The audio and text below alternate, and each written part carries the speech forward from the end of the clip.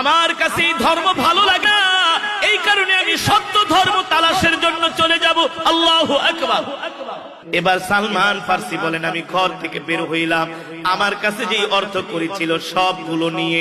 সালমান ফার্সি বলেন, আমি সেই রোম পারস্য থেকে দিনের পর দিন রাতের পর রাত আমি সফর করে করে আমি সিরিয়ার রাজধানীতে চলে গেলাম। সিরিয়ার রাজধানী দামেস্কে যায়া আমি মানুষদেরকে জিজ্ঞাসা করলাম, ভাই আরব থেকে ব্যবসা করার জন্য আরবের কাফেলারা কোথায় আসছে?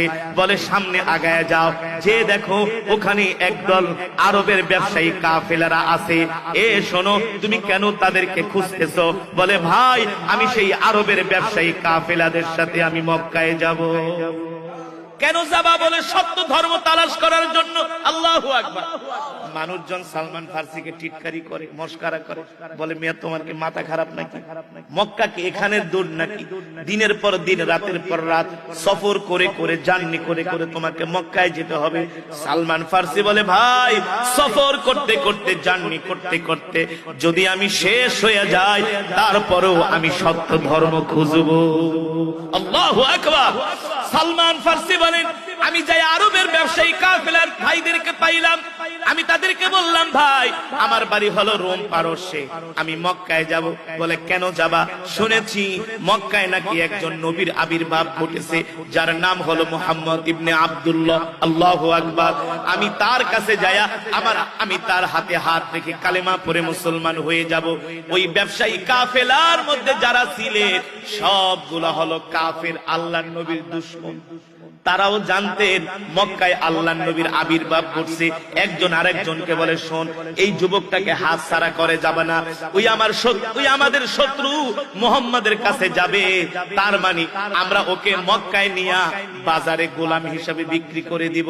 এবার ওই ব্যবসায়ী কাফেলার সর্দার বলে, শোনো তুমি যদি আমাদের সাথে মক্কায় যেতে চাও, তোমার কাছে যা অর্থ করি আছে সব আমাদের কাছে দিয়ে দাও।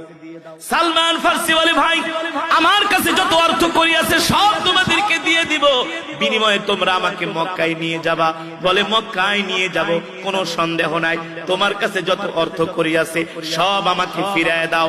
সালমান ফার্সি বলে, আমি যখন আমার অর্থকলিগুলো তাদের হাতে উঠায় দেই, তখন বললাম, ভাই তোমরা আমাকে রাস্তার মধ্যে খাবারের ব্যবস্থা করো। বলে কোনো সমস্যা নাই, আমরা তোমাকে নিরাপত্তা দিয়া নিরাপদের সাথে মক্কায় পৌঁছে দিব। সালমান ফার্সি বলেন, আমি আমার অর্থগুলো সব আরবের ব্যবসায়ীদের কাছে দিয়া দিলাম, কিন্তু সেই সিরিয়া থেকে মক্কার দূরত্ব হলো প্রায় 3000 কিলোমিটার। কয় হাজার?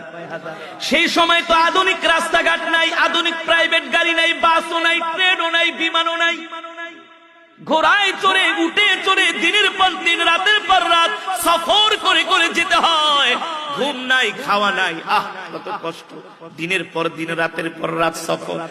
কোন বর্ণনায় আসছে সালমান ফার্সি বলে, আমি একাধারে 1 মাস সফর করেছি। কয় মাস?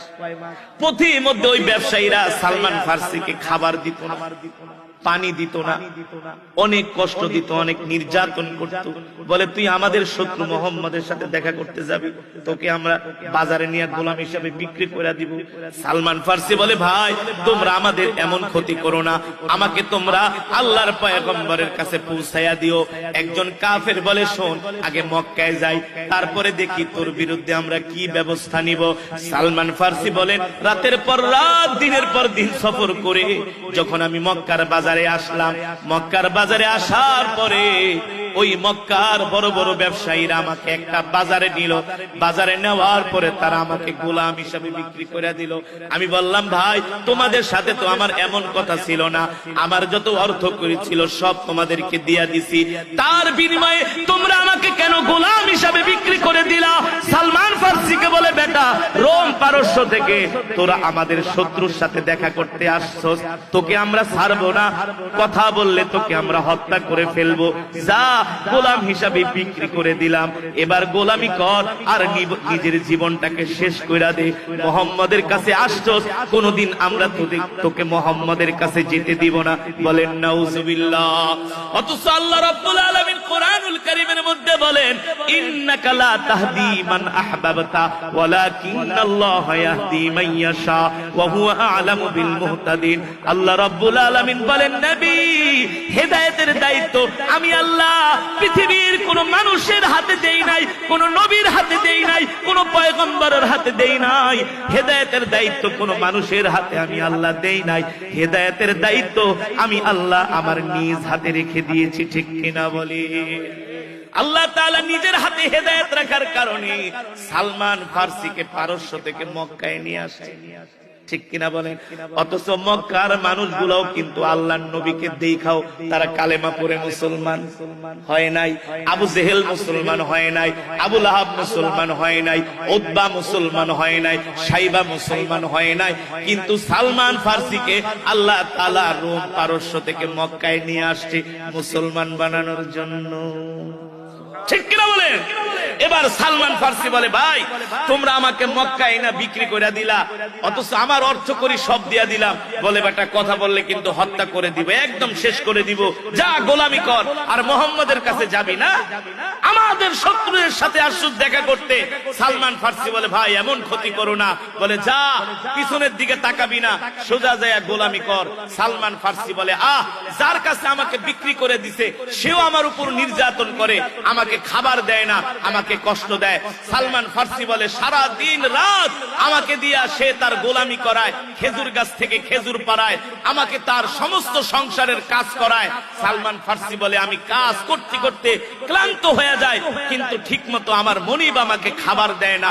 সালমান ফার্সি বলে, একদিন আমি খেজুর গাছের মাথায় উঠা খেজুর পাড়তেছি, হঠাৎ করে একটা যুবক আইসা বলে, আমাদের কপাল পুড়ে গেছে। খেজুর গাছের মালিকের বাগানের মালিক বলে, কি হয়েছে? বলে, মোহাম্মদ আমাদের সব শেষ করে দিছে। বলে, মোহাম্মদ শেষ করে দিছে মানি? বলে, মোহাম্মদ আমাদের ধর্মকে মাটির সাথে মিশায় দিতেছে। মোহাম্মদের হাতে মক্কার যুবকেরা হাতে হাত রেখে কালেমা পড়ে মুসলমান হয়ে যাচ্ছে। সালমান ফার্সি বলেন, আমি ছিলাম খেজুর গাছের মাথায়। এই কথা শোনার পরে আমি এক লাফ দিয়ে খেজুর গাছ থেকে জমিনে পড়ে গেছি। যাই আমি ওই যুবকের হাত ধরে পায়ে ধরে বলি, ভাই কি বললা? আইনা মুহাম্মদ ইবনে আব্দুল্লাহ, কোথায় মোহাম্মদ ইবনে আব্দুল্লাহ, আমাকে বলো। এই কথা বলার সাথে সাথে সালমান ফার্সির গালের মধ্যে জোরে একটা চর মেরে দিচ্ছে। সালমান ফার্সি বলে, আমাকে এমন করে একটা চর মারলো, মনে হয় আমি আর জমিনে দাঁড়ায় থাকতে পারলাম না, আমি মাটির মধ্যে লুটায় পড়লাম। যখন একটু ব্যথাটা কমে গেল, আবার আমি হাতে ধরে বললাম, ভাই আইনা মুহাম্মদ ইবনে আব্দুল্লাহ, ভাই রে তুই আমাকে যত মারা মার, আমি আমার মা, আমার বাবা, আমার দেশ, আমার পরিবার, আমার পরিজন, আমি আমার আরাম আয়েশের জিন্দেগি একমাত্র ত্যাগ করেছি আল্লাহর পয়গম্বর মুহাম্মদ সাল্লাল্লাহু আলাইহি সাল্লামকে পাওয়ার জন্য। আল্লাহু আকবার। ভাই তুমি আমাকে শেষ করে ফেলো, তারপরে বলো আল্লাহর নবী কোথায়? এই কথা বলার পরে ওই পাষণ্ড যুবক সালমান ফার্সির গালের মধ্যে আরেকটা জোরে চোর মারছে। সালমান ফার্সি বলে, এবার আমি জমিনের মধ্যে আর দাঁড়াইতে পারি না, এত ব্যথা। তারপরে আমি যুবকটার হাত ধরে পায়ে ধরে বলি, ভাই বলো কোথায় আছে আল্লাহর নবী? সে এতটা পাষণ্ড ছিল, খেজুর গাছের যিনি মালিক, যিনি সালমান ফার্সির মুনিব, সে বলে, থাক, যুবককে এমন ভাবে থাপ্পড় মারছো, যুবক তো ভালো, ও তো সবসময় আমাদের কাজ করে দেয়, ও তো আমাদের একজন অনুগত গোলাম, থাক বলে দাও কোথায় আছে মুহাম্মদ ইবনে আব্দুল্লাহ। বলে, শোন, যদি মুহাম্মদ ইবনে আব্দুল্লাহকে পাইতে চাস, ওই বাইতুল্লাহ কাবার পাশে জাবালে আবু কুবাইসের পাশে সে বসে আছে, তার সাথী সঙ্গীদেরকে নিয়ে যা মুহাম্মদের সাথে দেখা করার জন্য যা। সালমান ফার্সি বলে, এই কথা শোনার পরে আমার আর খুশির শেষ নাই। আমার ঘরে কিছু খেজুর ছিল, আমি দৌড়ায় আল্লাহর নবীর সামনে যেয়ে বলছি, ওগো নবীজি, এই খেজুরগুলো আমি আপনার জন্য সদকা এনেছি। কি এনেছি? আল্লাহর নবী খেজুরগুলো হাতে নিয়ে সাহাবীদেরকে দিয়ে দিলেন যে তোমরা এই খেজুরগুলো খেয়ে ফেলো। আল্লাহর নবী সদকার খেজুর খেলেন না। সালমান ফার্সি বলে, আমার আর বুঝতে বাকি রইল না তিনি আল্লাহর নবী। এখনো প্রমাণ দুইটা বাকি। কয়টা? আবার কিছুদিন পরে সালমান ফার্সি বলে, আমি আবার কিছু খেজুর নিয়ে আল্লাহর নবীর কাছে যেয়ে বললাম, ওগো নবীজি, এটা আমি আপনার জন্য হাদিয়া এনেছি। সুবহানাল্লাহ। এবার আল্লাহর নবী রাহমাতুল লিল আলামিন ওই খেজুরগুলো হাতে নিয়ে নিজেও খাইলেন, সাহাবীদের মাঝে বিলিয়ে দিলেন। সালমান ফার্সি বলে, আল্লাহর নবী যখন খেজুর খাইতেছেন, আমি তার দিকে তাকায় আছি, বারবার আমি তার চেহারা দেখতেছি।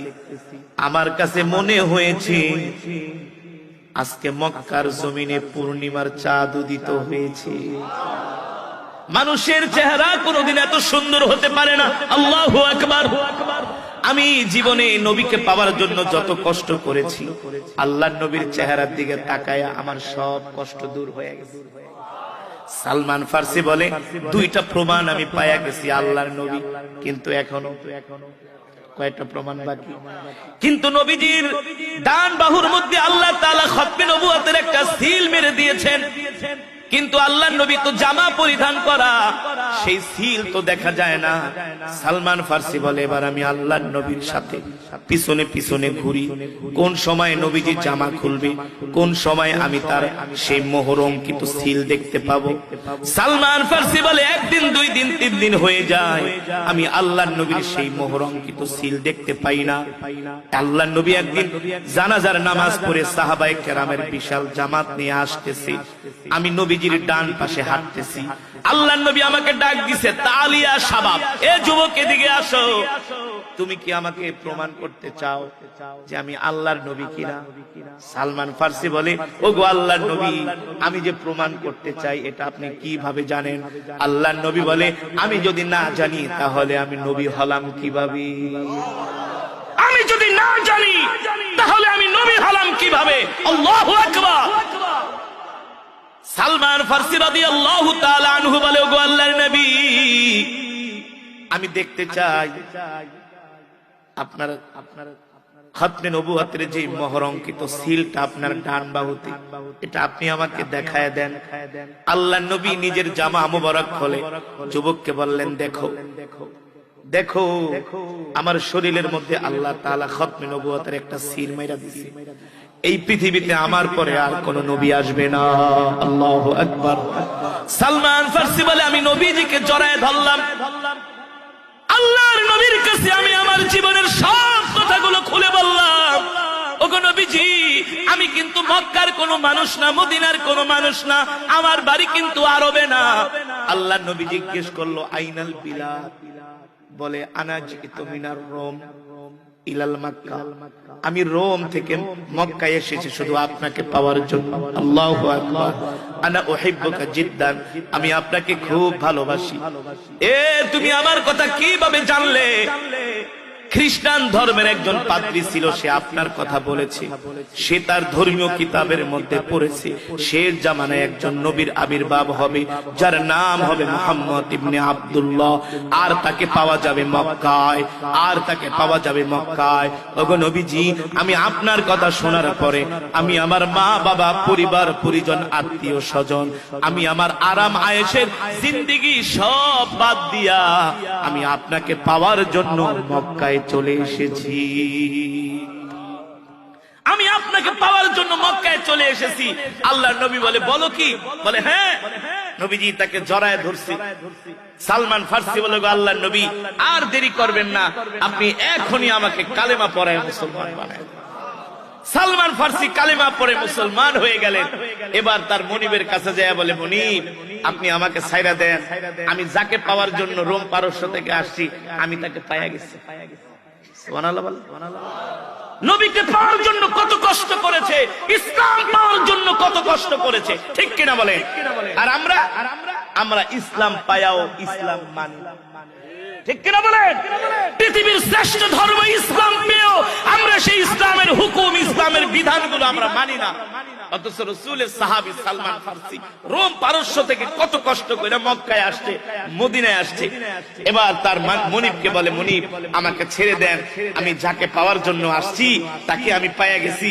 মনিবকে এতই সোজা, তোমার মতো এমন গোলাম আমি পাবো না, তুমি হলো সত্যবাদী একজন গোলাম, তুমি আমানতের খেয়ানত করো না, তুমি আমার কাজগুলো সুন্দর করে কইরা দাও, তোমার মতো ভালো গোলাম আমি পাবো না, তোমাকে ছাড়ার প্রশ্নই আসে না। ওই সালমান ফার্সি যিনি মুনিব, তিনি ছিলেন ইহুদি, আর ইহুদিরা হলো পৃথিবীর সবচেয়ে বড় খারাপ। ওদের মতো মিথ্যাবাদী খারাপ আর হয় না। বলে, ঠিক আছে, আমি তোমাকে অমুক দিন আজাদ করে দিব। এই কথা বলে দিন যায় মাস যায়, দিন যায় মাস যায়, সালমান ফার্সিকে ছাড়ে না। সে একদিন আল্লাহর নবীর দরবারে এসে কান্না করে দিছে, ফিদাকা আবি ওয়া উম্মি ইয়া রাসূলুল্লাহ, ওগো নবী, আমার মা বাবা আপনার জন্য কুরবান হোক, আমিও আপনার জন্য কুরবান হয়ে যাই। সালমান ফার্সি শিশু বাচ্চার মতো ঢুকরে ঢুকরে কান্না করতেছে। নবীজি ডাক দিয়া বলে, কান্না করো কেন? লিমা তাবকি ইয়া সালমান, কাঁদো কেন? মার কথা মনে পড়ছে, বাবার কথা মনে পড়ছে? সালমান ফার্সি বলে, গো আল্লাহর নবী,